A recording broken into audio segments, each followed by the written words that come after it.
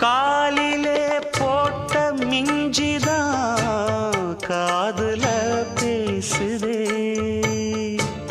கழுத்துல போட்ட தாலிதான் காவியம் பாடுதே.